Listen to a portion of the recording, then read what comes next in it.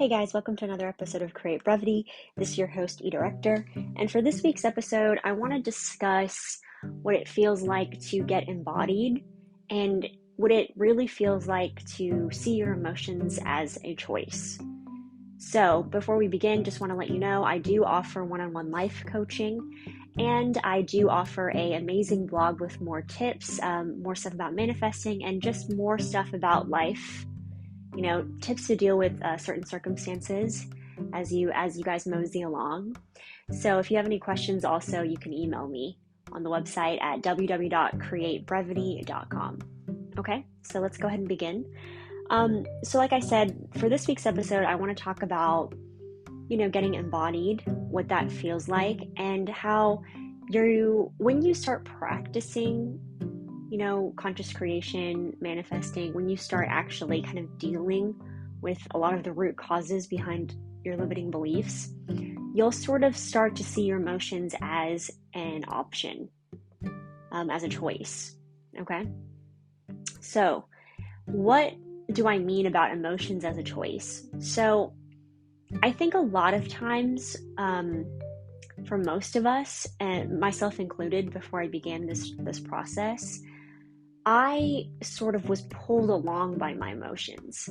So I felt like I was being dragged by them left and right. If something good was happening, thank God, because that was going to give me permission to feel good.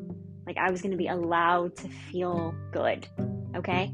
And then if something bad happened or if something didn't go my way, which, at the time was more often than not, I felt like this terrible thing had happened and it was just dragging me to hell, right? It was just dragging me around. And I think a lot of us feel that way. A lot of people have this feeling that life is very difficult, and there's only a certain amount of things that they can do about it, and there's only a certain amount of things that they're allowed to do about it. And I want to bring up a previous podcast where we talked about courage, because this is really important. When you start dealing with your limiting beliefs, what you're going to realize is that those are all choices, right? Your perspective, which you think that you have built on experience. So you are like, no, I've had so many things terrible happen to me. I'm just never going to go there again. I'll give you an example of this. I once went to a restaurant and I remember that the service was just terrible. It was terrible. And the food, was terrible, and just the vibe, right, of the restaurant was bad. And so I equated that restaurant in a negative way for years. People would say to me, I really like that restaurant down the street, and I would go out of my way to talk them out of it, to try to get us to a different location for dinner, because that one experience was so bad, right? And I didn't ever want to go there again. So come to find years later that I ended up eating some takeout from there, and it was delicious. And I remember having that conversation with a friend, and she was like, yeah, it's from that restaurant that you hate. And I realized that a combination of things, the service, the food, and all of those things, it wasn't really so much that the food was terrible. Okay, it was probably one thing. I probably walked in and maybe something didn't go my way.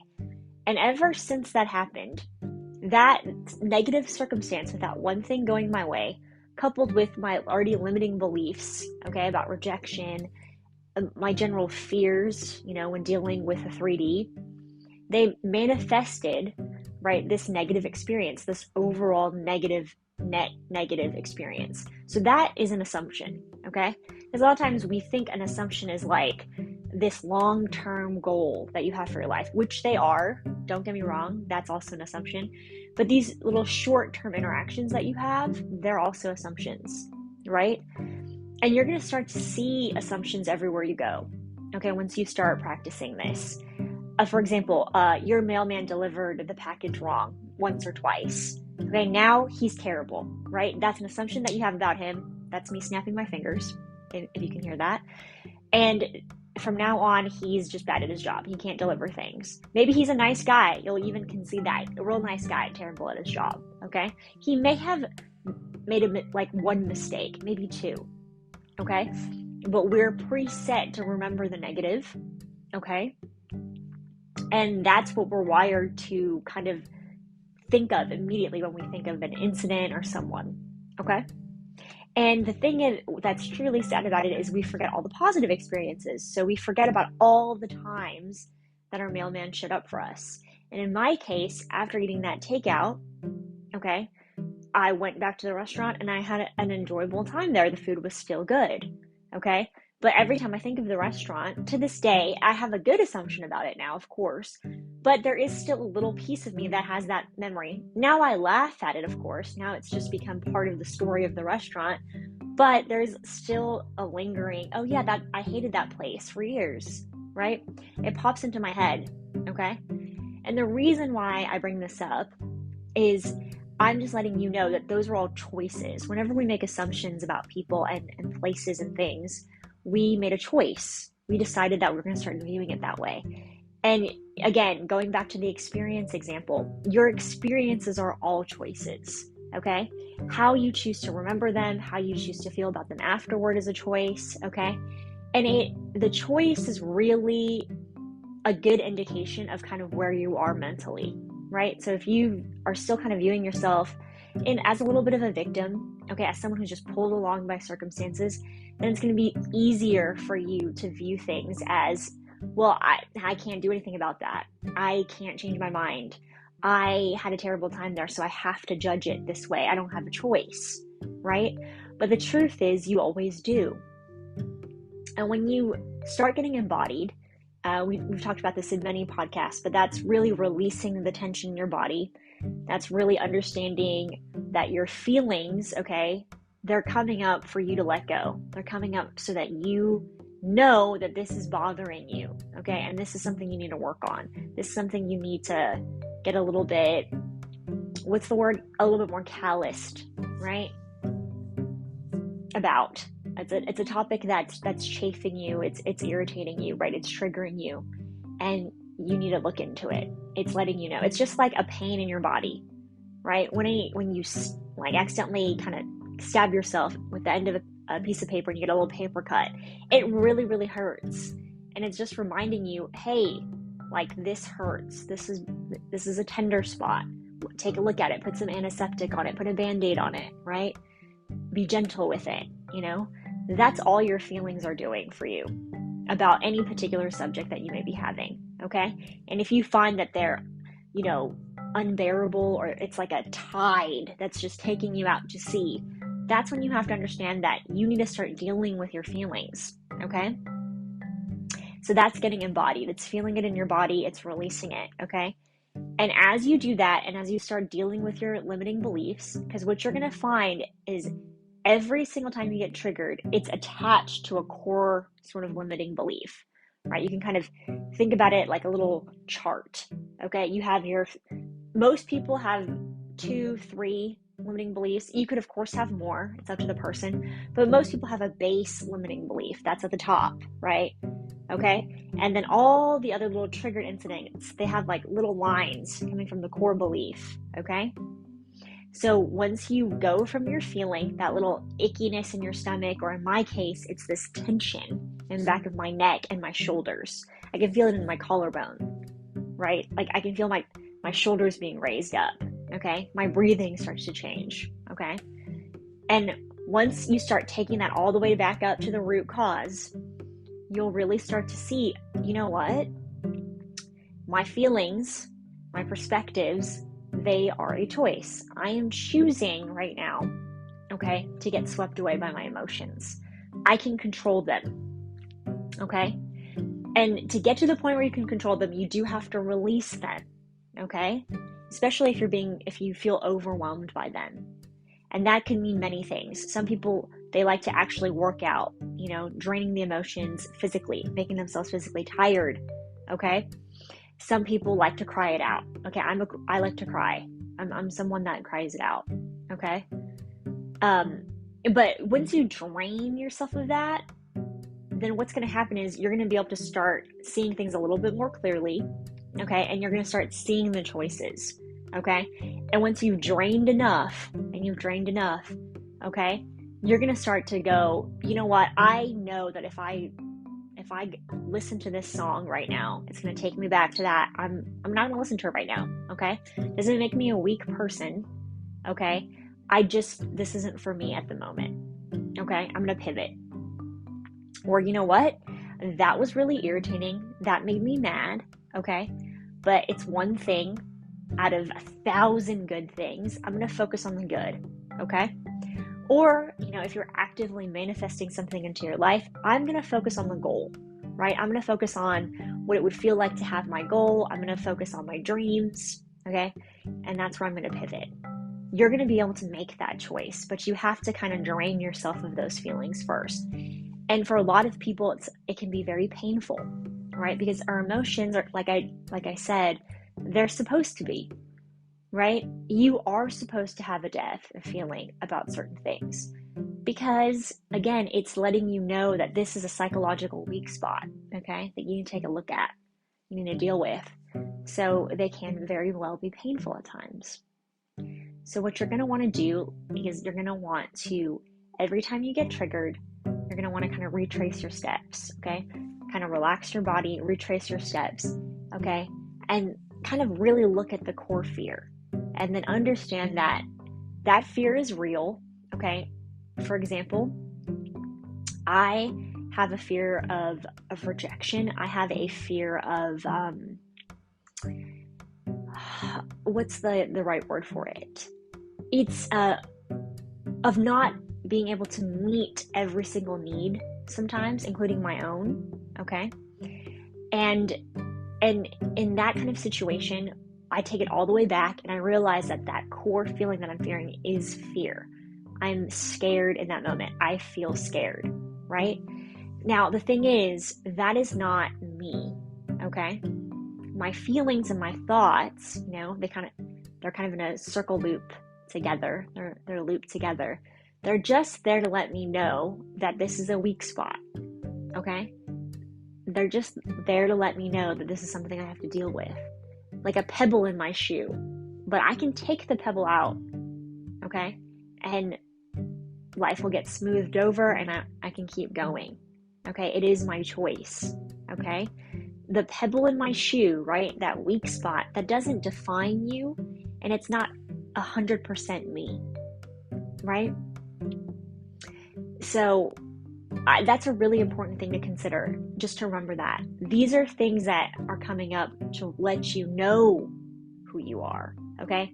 Not telling you that you have to stay like that forever, or you have to feel like that forever, or think like this forever. It's just letting you know this is bothering you. It's bothering you a lot. So please deal with me. Please look at me, okay? Don't shove me away, right? That's what it's doing. And once you start kind of seeing those lines, it gets easier and easier to kind of make the choice to pivot, okay? Because this is practice. Most of us are not ingrained with this knowledge. We're just not. In fact, if anything, most people have some pretty negative experiences in life that have really set them up to focus on negative things first. Not to mention evolution, okay, just the way that our brains have evolved. At a certain point in time, focusing on the negative was a positive thing because it kept you alive, focusing on, last time I walked by that cave and there was a woolly mammoth there, so this time I'm not going to do that again. I'm not going to walk by a cave. It's that same instinct, okay, that sort of animal instinct, right?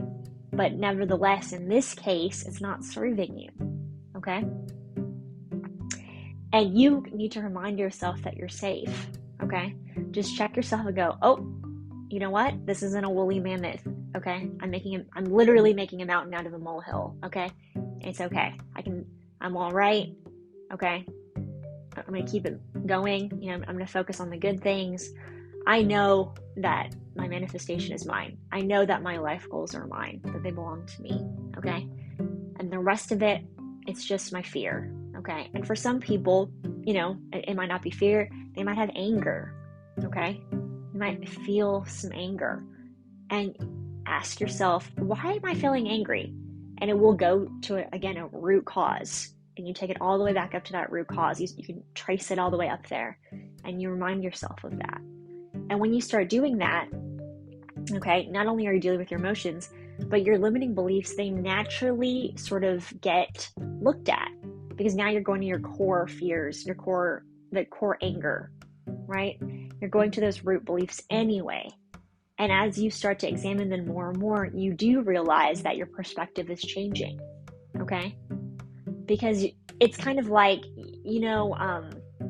so many funny sketches about this, but when you get a text message from a friend, you don't know really, you don't have them kind of around to read it to you, so you don't know what the tone is. And if you put a negative tone on all your text messages, okay, then suddenly they're belittling, suddenly they're rude, suddenly they're, they're just mean sometimes, right? But if you know, oh, you know what? Barbara is a good person. We always joke around like this. It's not that big of a deal. This is a meme. Okay, this is an inside joke that we have. Then suddenly everything kind of shifts perspective. Okay? So you can kind of look at it that way, right? You're choosing how to look at it, okay? Based on what you know, okay? And in this case, when you manifest, when you're using the law of assumption, okay, what you're doing is you're remembering the end, okay? You're choosing to see someone, for example, if you're manifesting a specific person, you're choosing to see them as the end product, regardless of what's happening in front of you, okay? So if you get an annoying text from your specific person, okay, you need to decide that you want the vision of them that you have, that 4G vision of them more, than you want to get annoyed, okay, by the text message, right? It's a choice, okay? And if you've been practicing, getting embodied, and you've been tracing your triggers, okay, to the root cause, then it becomes easier to go, you know what, whatever. This probably is not even about me, okay? This is probably just old self-concept stuff, maybe. Whatever. You can put whatever label on it that you want, okay? I'm just going to focus on the person that I know this person is, okay? The 4G version, okay? This is going to get smoothed out. Everything works out. That's what I'm going to focus on that, okay? Whatever. Now, that doesn't mean that when you get the text message and it makes you angry, or it's offensive, or it is rude, it actually is rude, okay? Because that, of course, does happen, It doesn't mean that you can't react to it, or that you can't even have a negative reaction to it. No. But it's just that you're understanding that it's a choice for you. The text message is not making you do anything, right? Your irritation in that moment is not making you do anything, okay? You are deciding, you know what? This is really rude, and I'm going to say something about it, okay? And you're going to find that even when you do boundaries, or you do decide to express your feelings, it's done in a way that is understandable and much more palatable, not only to the other person, but to yourself, okay? Because I don't know about you, but for me, this is another fear that I have. I sometimes fear being completely out of control, right? And I don't like when other people around me have exhibited that behavior, and it's not something that I want to model, okay? So I have a fear like, oh, I don't want it to be too much, But what I find is when I deal with the fact that that is a fear, okay? So doing nothing is not the answer, okay? I can balance myself naturally. I can temper my reactions naturally when I have to, okay? And I also find that it makes me less afraid of reacting in the moment, right? Because I just trust myself. I trust that things are going to be okay. And when I do react, like I said, it's not completely out of control, but it's a good amount of, this is exactly how I'm feeling, and this is not acceptable. So I still have feeling when I put my boundaries down, okay? But I'm not wildly out of control. I'm not making a scene or anything like that, which is my fear, which does speak to my fear, okay? Which is not someone that I want to be. And anytime that I've gotten close to that, yes, like, of course, the other people, they may be horrified, but I'm also horrified with myself, and that's an experience that I want to have, right? And if you do find that you have had moments where you've been out of control, okay? And you look back at them. Don't be embarrassed by them, okay? Don't feel bad about them. That is a perfect example, okay, of you being swept away. So you can look towards that. You know, sometimes we try to only remember the good parts, right? Whenever we use anchoring memories, we want to go towards a good anchor, a memory that is positive and happy. Those are good too. But sometimes knowing, you know, this is exactly how my body felt when I was angry and I was unleashing myself on someone, okay? And that's how it felt. That can also kind of work too, because if you find yourself approaching that flashpoint, you can kind of go, wait a minute, this is a choice. Do I want to go there, or do I want to take a beat and really kind of drain a little bit of this anger, drain a little bit of this energy, and make a different choice? Okay? And so that can kind of anchor you as well. So don't be embarrassed about it, okay? That was before you probably knew as much as you did now, okay? And odds are, like I said, there will be plenty of times in your life where people will do things, okay, or circumstances will pop up that you genuinely are not wrong in having emotions about and getting into your feelings about, okay? So odds are, you know, the other person deserved it, or the situation deserved it. It's just that it didn't make you feel good, okay? So that's what we're working on, okay? So don't make it about other people, because remember, manifesting is about you, okay? Having life goals are about meeting your life goals, okay? So today was a little bit of a longer one. I hope it helps. And like I said, just always remember that it's a choice. The way that you're looking at the situation is a choice. Your feelings themselves are a choice. And be easy on yourselves, because it's practice, okay? It takes a while to start seeing the patterns. It takes a while to start understanding, okay, that this is what you're doing anytime you get triggered. And understand that these are not habits that you formed over a day, okay? So it's probably going to take a little bit more than a day for you to unform them as well. But the more you practice, the easier it gets, okay? The less you're going to have to be swayed by your feelings, okay?